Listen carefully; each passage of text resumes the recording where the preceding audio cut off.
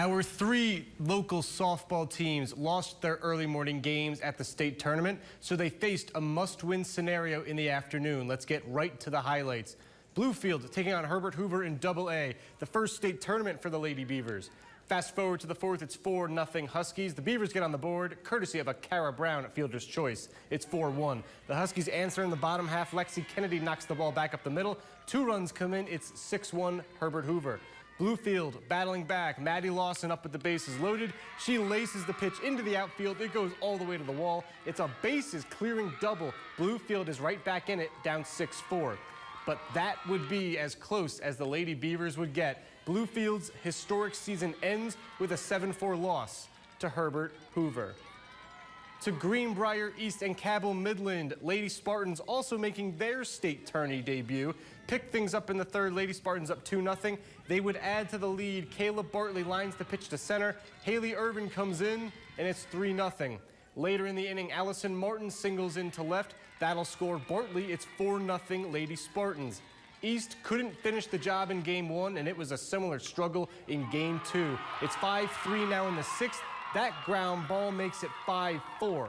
Later in the inning, Sabrina Rose hits it to third. A run scores, and Rose would be safe at first. Midland gets aggressive on the base paths. The go-ahead run comes in right there. Rose takes off for second. That throw down gets away. Rose comes all the way around to score to make it a 7-5 game, a back-breaking sequence for East, and that 7-5 score would be the final. Greenbrier East's dream season ends with a loss to Cabell Midland. Midland Trail taking on Buffalo in Single A, and just like in Game 1, the Pats dug themselves in an early hole in Game 2. Kimmy Dillman lays down the bunt. She would be safe at first, and the run would come in to score. Later in the inning, Bree Martin will line one out to center. Hannah Beeson hauls it in, but the runner from third comes in to score.